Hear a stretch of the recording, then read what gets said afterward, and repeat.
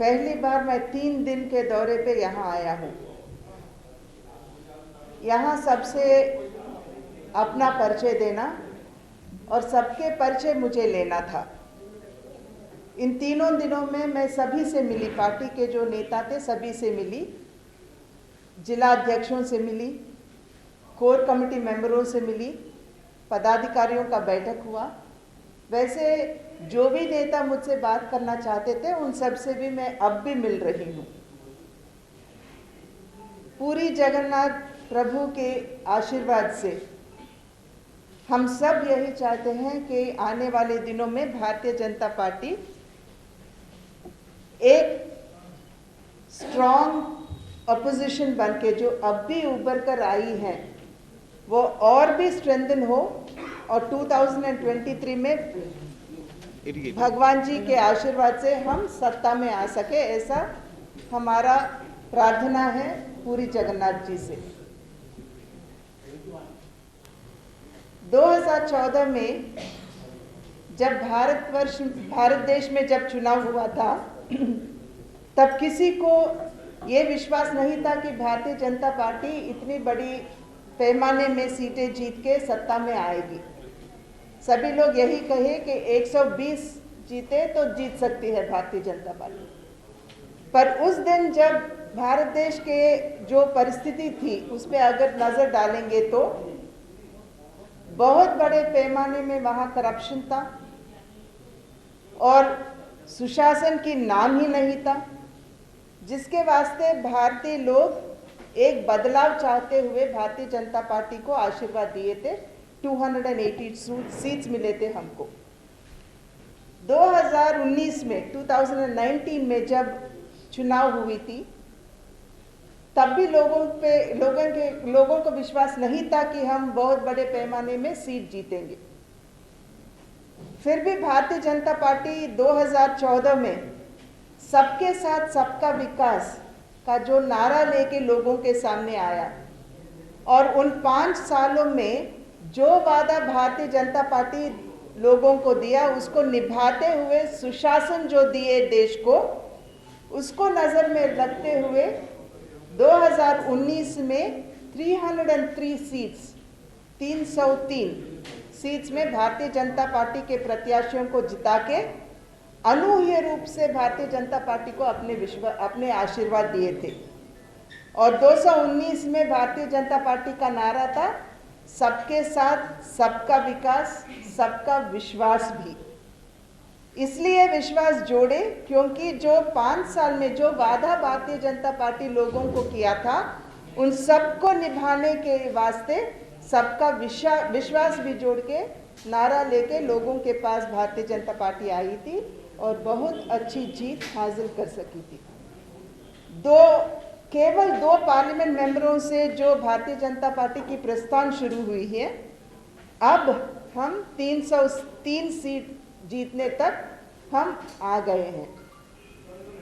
और ये सब श्रेय जाता है अपने पार्टी के कार्यकर्ताओं को, जिनको बिना विश्वास के कि भारतीय जनता पार्टी सत्ता में आ सकती है, अपना पूरा जीवन भारतीय जनता पार्टी को उन्होंने समर्पण कर दिए थे।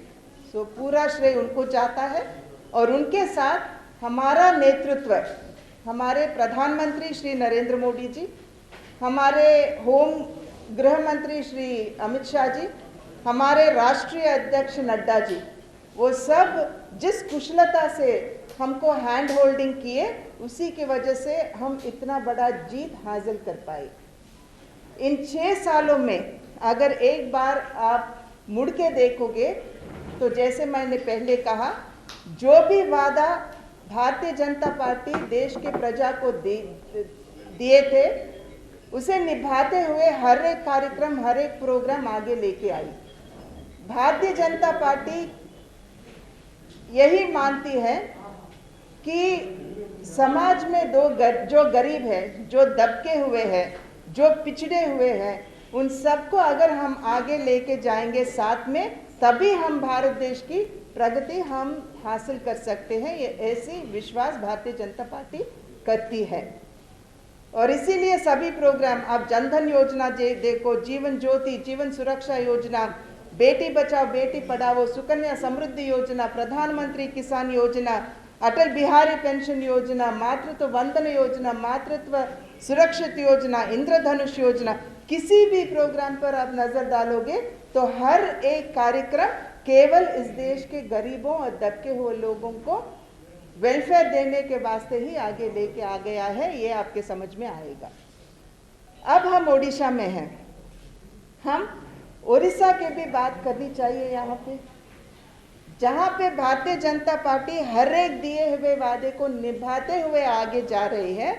यहाँ स्पष्ट नजर आता है कि जो बीजेडी हर एक बार चुनाव होते समय वादा करते हैं अपने लोगों को, कहीं पे भी उसको निभाते हुए नजर नहीं आती है। उदाहरण के लिए मैं बताना चाहती हूँ, 2019 में 2014 में बिजू जनता दल ने यही वादा किया कि हम पक्का घर बना के देंगे यहाँ के गरीब लोगों को, कच्चे घर जो है उसे हम पक्का करेंगे। ये 2014 में उन्होंने वादा किया था।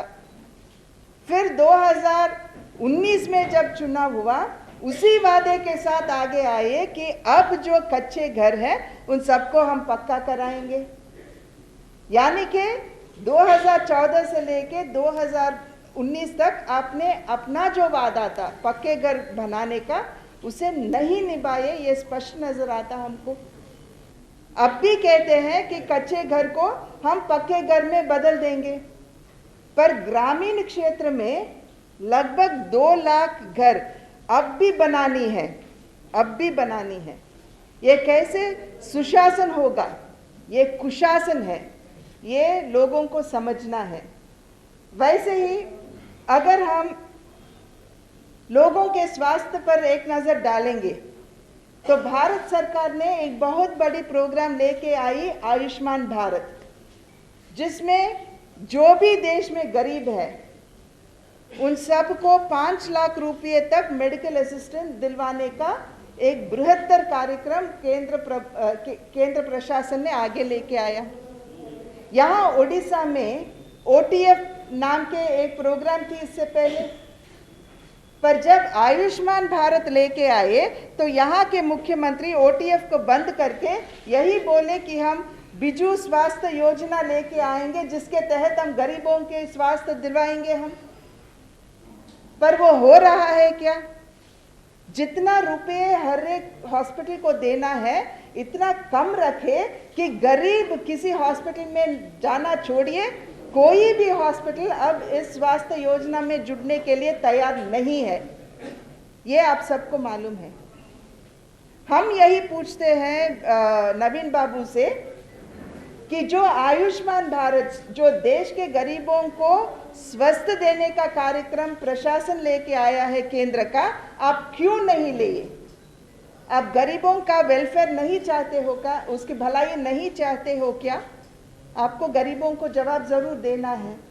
वैसे ही आपने ये भी वादा किए कि उड़ीसा में सभी को हम पीने का पानी नल के थ्रू देंगे, पर हम आज पूछना चाहते हैं नवीन बाबू से कि कितने घरों तक आप ये नल का पानी लेके गए? आज भी उड़ीसा में 1250 गांव ऐसे हैं, पंचायत ग्राम ऐसे हैं जहां का पानी पीने तक लायक नहीं है। मिलना छोड़िए, पीने तक लायक नहीं है। और 1500 ऐसे गांव हैं जहां पे आपने पाइपलाइन ही नहीं लेके गए। तो किस वादे की बात करते हो आप? किस शासन की बात कर रहे हो आप? इसका जवाब जरूर उड़िया के लोगों को, नवीन बाबू को देना ही है। और वैसे ही किसानों के मुद्दे पे आएंगे। किसानों पे जो बिल केंद्र प्रशासन लेके आया, उस पे इतना हल्ला गुल्ला मचा रहे हैं सब अपोजिशन पार्टियां।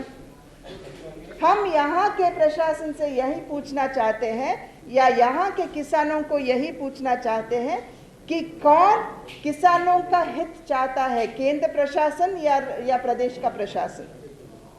क्योंकि अगर यहाँ प्रदेश में जो हो रहा है, अगर आप एक बार देखोगे, उस पर नजर डालोगे, तो कालिया नाम के एक प्रोग्राम का इंट्रोडक्शन किया था कि प्रदेश का प्रशासन, कालिया क्या होता है, केंद्र सरकार 6,000 रुपये देती है हर साल यहाँ के किसानों को। वो तो आ रही है उनके बैंक के अकाउंट में, पर जो 4,000 रुपये कालिया प्रोग्राम के अंदर प्रदेश सरकार को देना है, अब तक वो नहीं दे रहे हैं। पहले उन्होंने यही बताया कि यहाँ 35 लाख फार्मर्स हैं, फिर उसको घटाते घटाते घटाते आज 21 लाख बता रहे हैं। यानी कि आपके यहाँ एन्यूमरेशन ही ठीक तरह से नहीं हुआ, ये स्पष्ट रूप से हमें जान पड़ता है। और यही नहीं, आपने कहा कि अगर आप मुझे आशीर्वाद दोगे और मुझे सत्ता पे लेके आओगे तो 10 लाख एकड़ को मैं सिंचाई के पानी दूंगा। हर साल मैं 25% बढ़ाते बढ़ाते मैं 5 साल के अंदर 10 लाख एकड़ को मैं सिंचाई का पानी दूंगा। अब भारतीय जनता पार्टी पूछ रही है उनसे, उड़ीसा के किसान पूछ रहे हैं नवीन बाबू से कि आप इन सालों में जब तक आप सत्ता में आने से लेकर अब तक कितने लाख हेक्टेयर को आपने सिंचाई के पानी दिया, आपको जवाब देना पड़ता है। वैसे ही लॉ एंड ऑर्डर देखिए, लॉ एंड ऑर्डर देखने पर भी आपको सुस्पष्ट यही समझ में आता है कि यहाँ लॉ एंड ऑर्डर है ही नहीं। महिलाओं की तस्करण होती है, महिलाओं पर बलात्कार होता है। मैं नयागढ़ गई थी परसों, वहाँ एक 5 साल की बच्ची, जिस क्रूरता से उसकी हत्या हुई, संशीलता से यहाँ के प्रदेश सरकार को रेस्पॉन्ड करने के बगैर जो हत्यारे हैं, उनके खुद के मिनिस्टर अरुण साहू उसको प्रोटेक्ट कर रहा है और अभी तक नवीन बाबू इस पर कोई एक्शन नहीं लिए। हम पूछना चाहते हैं कि कौन सी संरक्षण की बात कर रहे हो आप चुनाव लड़ते वक्त यही बोले कि 4.5 करोड़ लोग मेरे बच्चे हैं, मेरे अपने बच्चों की तरह मैं उसका संरक्षण करूंगा। नवीन बाबू से यही पूछना चाहते हैं हम बहुत विनम्रता से कि क्या वो छोटी सी बच्ची परी जो 5 साल की है, वो इन 4 करोड़ में से नहीं है? आपके बच्चे है कि नहीं? आपको तो जवाब देना है। हमने उनकी माता पिता से मिलके आए, वो मांग रहे, वो खुद असेंबली के यहाँ आके सेल्फ एमुलेशन को ट्राई करे थे वो लोग, ताकि न्याय मिले अपने बच्ची को। पर कहाँ का न्याय की बात कर रहे हैं? हम सिर्फ यही कहना चाहते हैं कि लोग, उड़ीसा के लोग नवीन बाबू पर विश्वास करते हुए बीजेडी को वोट दिए, किसी यहाँ किसी अफसर बाबू को वोट नहीं दिए। यानी कि यहाँ का शासन नवीन बाबू को करना है, आपके अफसर नहीं। तो इसका भी जरूर नवीन बाबू को रिप्लाई देना ही पड़ेगा। और यहाँ का जो करप्शन है, कितने कितने बड़े पैमाने में यहाँ करप्शन होती है, सबको पता है। कोल का स्कैम है, फॉरेस्ट का स्कैम है, चिट फंड का स्कैम है, लैंड का स्कैम है, जिस पे भी देखो हुए स्कैम ही स्कैम है। तो ये सुशासन कैसे होगा? इसलिए मैं बोली, उड़ीसा में सुशासन नहीं कुशासन चल रहा है यहाँ पे। आपके खुद के जो फॉर्मर मिनिस्टर थे, जो सिटिंग एमएलए है गोपालपुर से, श्री प्रदीप पाणिग्राही जी, उनको खुद अरेस्ट किया गया फोर्जरी और क्रिमिनल केसेस के अंदर। आपके जो बीजेडी के जो लोकसभा एमपी है मयूरभंज से, रामचंद्र हंसदा जी और 2 एमएलए भी, नाम मेरे अभी याद नहीं आ रहे, उनको भी चिट फंड स्कैम में तो उनको भी अरेस्ट किया गया है। और अत्तागढ़ प्रांत में वहाँ के किसानों का कहना यही है कि आपके मिनिस्टर राणेंद्र प्रताप स्वयं का भाई खुद वहाँ के किसानों के लोन के स्कैम में वो खुद जुड़ा हुआ है। और जो मैं कही परी की हत्या जो किया, वो खुद अरुण साहू के जान पहचान वाले हैं, बहुत चाहने वाले हैं। तो इतनी करप्शन जब यहाँ उड़ीसा में हो रही है, आज भारतीय जनता पार्टी सत्ता में आए हुए केंद्र स्तर पर 6 साल हो गए, पर कोई भी एक भी उंगली उठा के ये नहीं कह पाएगा कि नरेंद्र मोदी जी ऐसा भ्रष्टाचार करे या उनके मंत्रिमंडल के मंत्री कोई भ्रष्टाचार करे। इतनी सुशासन हम देश को दे रहे हैं। इसलिए हम यही विनती करते हैं यहाँ के लोगों से कि एक बार जागिए, समझिए और भारतीय जनता पार्टी जैसे जो अच्छा पार्टी है, जो खुद लोगों का संक्षेम चाहती है, वेलफेयर चाहती है, ऐसे पार्टी को आप आशीर्वाद दीजिए। आगे के समय हम सब केवल राजनीतिक तौर पर ही नहीं, हर एक पार्टी चाहती है कि हमें सत्ता पे आना है। हम भी चाहते हैं उड़ीसा में सत्ता में आना है भारतीय जनता पार्टी को, पर दूसरे पार्टियों से भारतीय जनता पार्टी अलग है, क्योंकि हर एक पार्टी सत्ता में केवल अधिकार के लिए आना चाहती है, पर भारतीय जनता पार्टी सत्ता में लोगों का सेवा करने के लिए आना चाहती है। यही मैं स्पष्ट करके मैं अपनी वाणी को विराम देती हूँ। नमस्कार।